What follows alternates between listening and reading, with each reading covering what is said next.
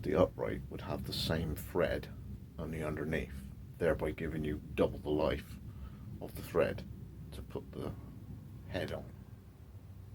So thanks for joining me for that slightly different workshop maintenance video. Other things to do with knife making and bushcraft and other videos should be in the two videos. It could be sideways on, but anyway, thanks for joining me, Scott Wessex Blades, and hope you join me again for another video, and maybe even subscribe in the future to see more of these. So I guess I can glue that.